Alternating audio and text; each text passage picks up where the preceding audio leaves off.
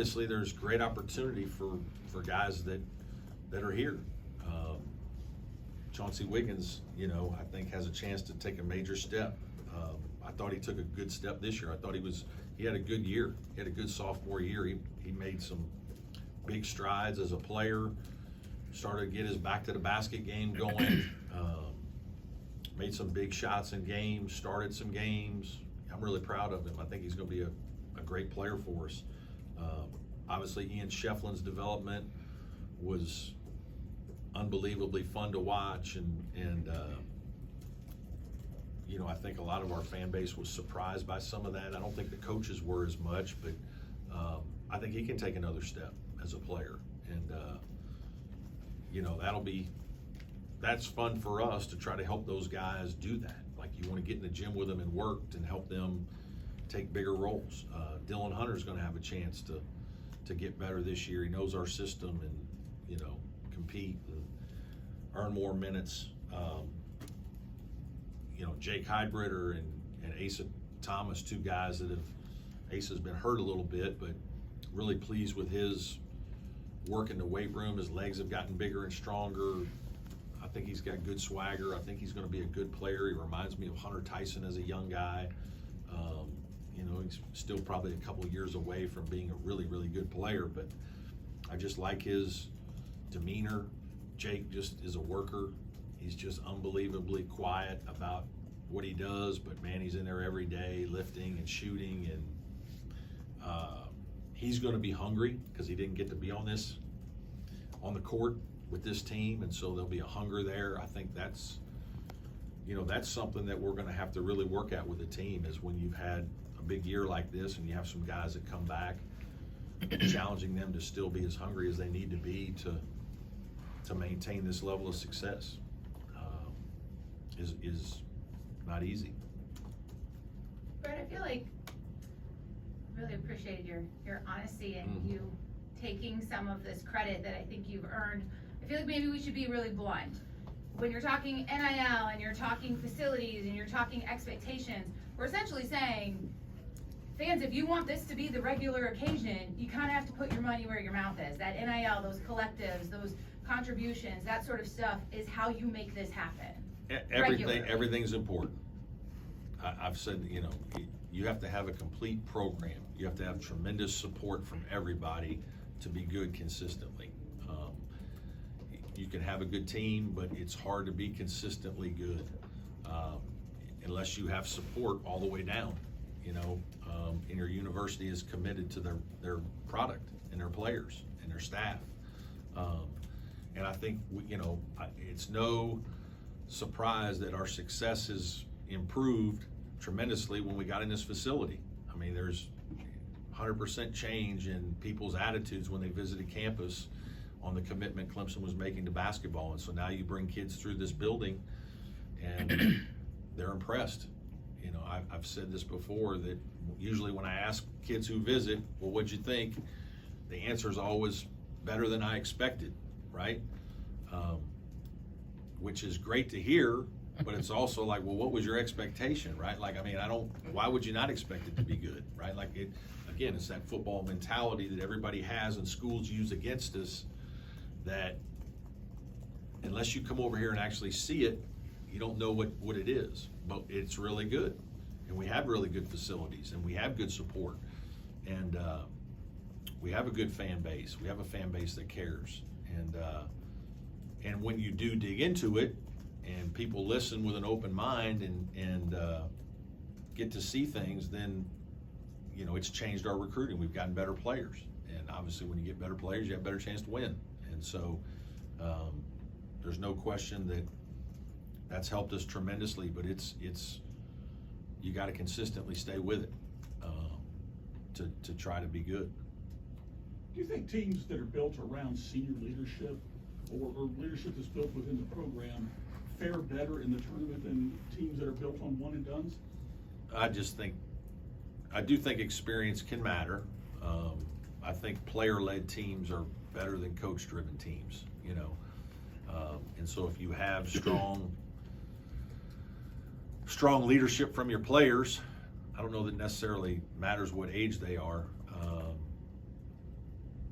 it plays a huge factor. And I think there's probably less kids that are as excited about being a leader now. There probably feels like there are maybe a little bit less natural leaders now than maybe in the past. And sometimes it takes years to develop leaders through your program, both with us and with help from folks across campus and our sports psychologists pouring into kids to make them more comfortable. PJ's a great example of that. It wasn't natural for PJ. As good a player as he was, this was a hard year for him to be the vocal guy. Like Chase it's not natural for Chase Hunter to be a vocal guy. They both would rather lead by example, which is fine to a degree.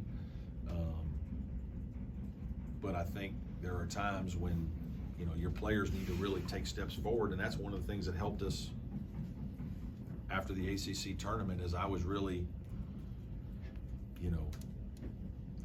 went after my team a little bit and was really disappointed in them, and they responded, and then they responded amongst themselves, and I think that's what helped spur our run. I think I don't know if it always matters what year you are, but I do think being an older player and having more life experiences sometimes can help. When you think of this team, when you look back on this season specifically, what do you hope you still remember or hold on to in 10, 15 years? Yeah, just all the feelings you had celebrating with the kids, with your guys, the folks that traveled with us to LA and to Memphis, going into hotel lobbies and just seeing all different kinds of people that traveled to support us. When we beat Arizona and I think it was Chase was running over to the fan base, and you're just kind of like, he's stealing the ball, and kind of it just like, obviously just the hugs and special moments you have with kids, and those are different types of things that you don't experience in anything else really, or rarely do in any other occupation, right? And so your highs are really high as a coach, your lows are really low. And when you get one of those highs, it's unbelievable, and everybody drops their guard a little bit, and we become way more human, and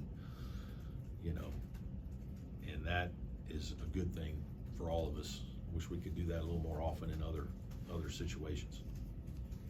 You look at a guy like Victor Larkin, seems like he shot more threes last year, but is not exactly proficient at it yet. Is he more of a guy that's going to be very post-centric, or do you feel like he No, I think he'll play all over the floor. Yeah. We'll obviously we have to help coach guys get better, but we like Victor's ability to play inside and out. Our offense the last couple of years has been a lot more of the high-low.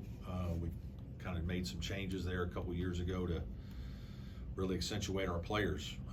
We just felt like it fit, Ian and PJ especially, and then RJ was kind of a beneficiary this year, and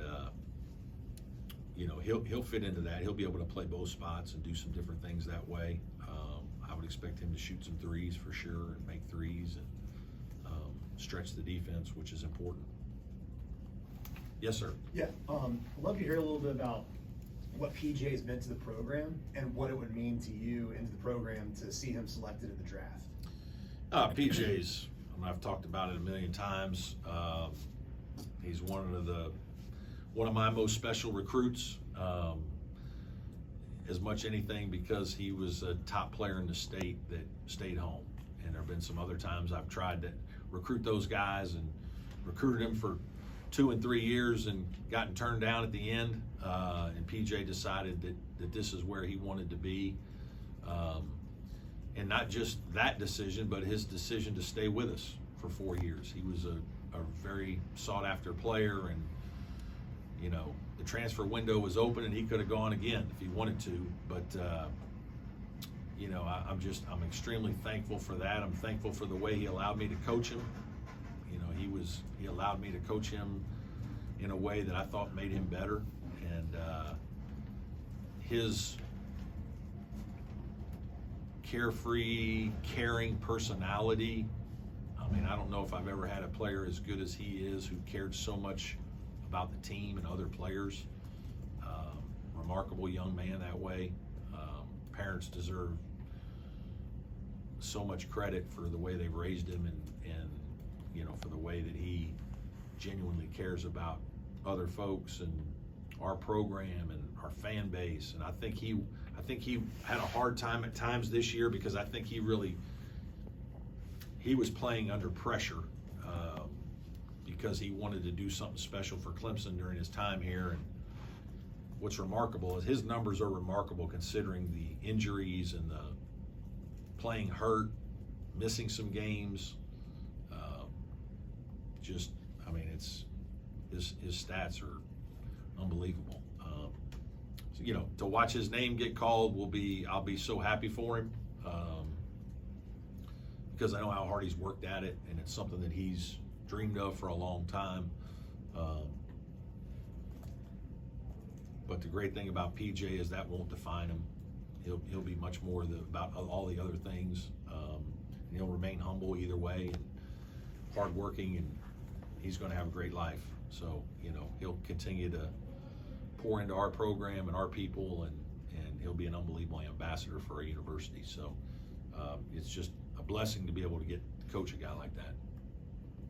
You talked about you need a big and maybe one other guy. So what is the thought of that, and how much does that have to do with Chase Hunter? A little. I mean, I'm optimistic Chase will come back. You know, he worked out for an NBA team this week. Excited for him to get to do some of those things. You know, I was so happy to watch him play at the level that he did in the NCAA tournament. He was tremendous. You know, obviously he was upset after the ACC tournament. We've talked about that, the way he bounced back. Just, you know, super happy for him, and excited to see what his future, you know, has. In terms of what else that means, you know, I don't know. We feel like we have a lot of perimeter players, so we're really looking more for front court help. And you just never know how it's all going to play out, because portal recruiting is not really an exact science. You're just getting involved with a lot of players and doing your homework, and then, you know, sometimes you get further into it with a guy than somebody else, but you're trying to match guys with the guys you have, with who you might get. It looks like we're getting somebody, and then you don't get that guy, and then, I mean, it's just like you're pieces to the puzzle. You're just constantly working it as a coach. And I think when you have more options and versatility in your lineup to play different ways, it makes you a better coach. You know, I can always change how we do some things to fit my personnel. And so we try to be a little different and not quite as cookie cutter in our approach of personnel. When you look back over the last 2 years, do you kind of feel like the 22-23 team was just as good as this team? It's just that 12 guys in a room in Indianapolis and the 23 team? Yeah, you know, that's it is a great question.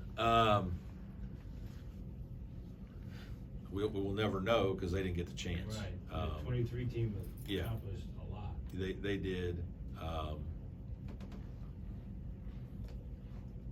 Yeah, it's interesting how that's an interesting. That team was good enough, obviously, if they, you know, got into the tournament, especially if they won the first game, just like we did, Right. to keep winning. It would not have surprised me if they won 2 or 3 games and we got in the tournament. But, you know, unfortunately, that didn't happen. But I'm proud of that team, and I'm proud of those guys and Hunter Tyson. There's no question that team having that kind of success, Hunter Tyson being the leader that he was, had an unbelievable effect on on PJ Hall and Chase Hunter. No question. Like, those guys were both better this year as players and leaders and believers because of having played with that guy and watching what he did his senior year. It had an effect on those guys on our team. Have you ever had a season personally, like this past season, so many highs, you know, it just Yeah. so much a roller coaster? Yeah, I mean, you have that in a lot of seasons. You know, I think the thing that is so hard, and it's hard for some folks to understand, basketball's a different game. I mean, it's just a different game, and it momentum and how guys are playing, and, you know, you have a bad week in basketball, it can affect you for 3 games, right? And you have the games come so quickly that sometimes the emotional drain of a game in one game affects you the next time, and so that's why it's so hard to do what like a team like UConn has done, where you win at that level with just rarely losing. I mean, obviously their talent was, they're crazy talented, but the focus and the drive, you know, it's hard. And so we got off to such a great start. We were riding the wave of emotion and positivity, and you know, then, you know, we lost a bunch of games in January. In some games we played poorly, Virginia Tech and Miami, second half, Miami and most of Virginia Tech. In some games we didn't play as bad, but we just didn't win. You know, and so it was hard to see. Like, I knew going into the tournament we weren't playing as poorly as everybody on the outside thought it was. I knew we'd gotten kicked in the mouth by Boston College, and so and that did surprise me. I did not think that was going to happen. I thought we were ready to play, and that shocked me. But once we got back here and we practiced a couple times and got ourselves ready, and then got new life with the energy of the tournament, I knew that we would have another gear and another jolt. You know, it's almost like there was so much pressure to get to the tournament. We got to get to the tournament. We all knew that. So you come out gangbusters, and then you have a lull a little bit, and it's like, we got to get through this to get to the tournament. Once we get to the tournament, you know, what I didn't do a good enough job, and I tried, I thought, but the ACC tournament, how special that is, and for us to not play there really bothered me, and that's why I was so hard on my team afterwards. It's like they treated that like it wasn't a big enough deal, and I don't understand that. So we had a difficult couple of days based on that. But I do feel like there sometimes gets a point, you know, especially when you kind of know, like, okay, we're not going to win the regular season. We're not. But we as long as we don't fall apart, we probably have a chance to make the NCAA tournament. You know, and that's not easy, and it's not. I think that's human nature. You fight. But my point to that was once we got in the tournament, I just think there was like new life in our team. It was almost like the beginning of the season again, and it was like guys just wanted to prove everybody wrong. And obviously, when nobody was picking us to win, I think that was a little extra motivation. And we got back and got a little extra bounce in our step. And it's just, you play well and win a game, and it just sends you in a good path. You mentioned the ACC tournament as special just now. Just what would it mean to you just to win an ACC tournament? Yeah, I got to get to a finals. We haven't gotten to a finals. I haven't done well in that. You know, it feels like we get to semis a couple times, but haven't been able to get over the hump. Got to do better. Yeah, I mean, obviously it'd be special. You know, we've never won this at Clemson, and you know, I got to get us a chance to try to get us an opportunity to do that.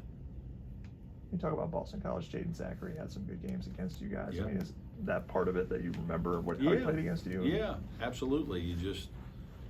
Jaden is a competitive guy, you know, and he's kind of one of those guys that seems to do what his team needs him to do to win.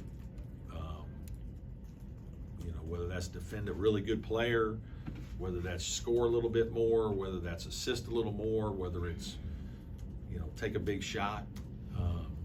He's just one of those competitive guys that gets a lot out of himself and plays with confidence and has a tremendous competitive spirit that I'm hopeful will, you know, continue to have an impact on other guys on our team, especially some of our young guys. Any more questions for Coach? Can you talk about? Yeah, go ahead.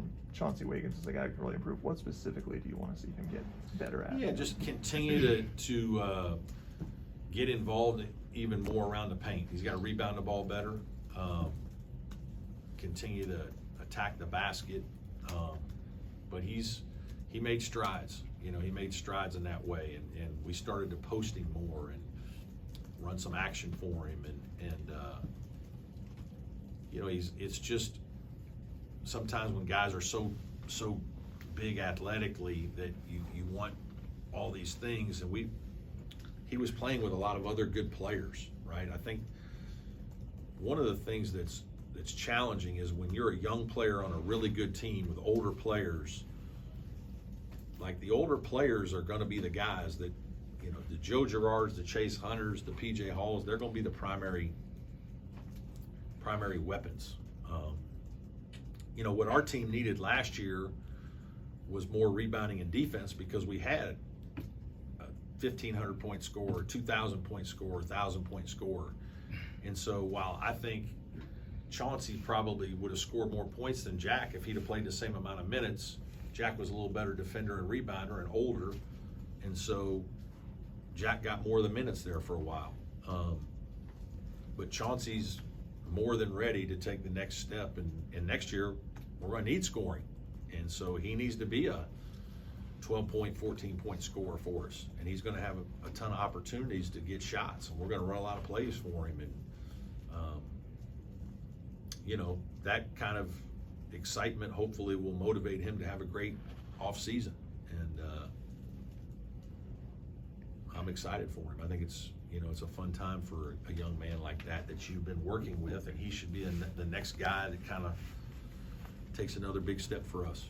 Is that the similar thought process with Ian as well to go to the next? Yeah, Ian kind of did it this way this year.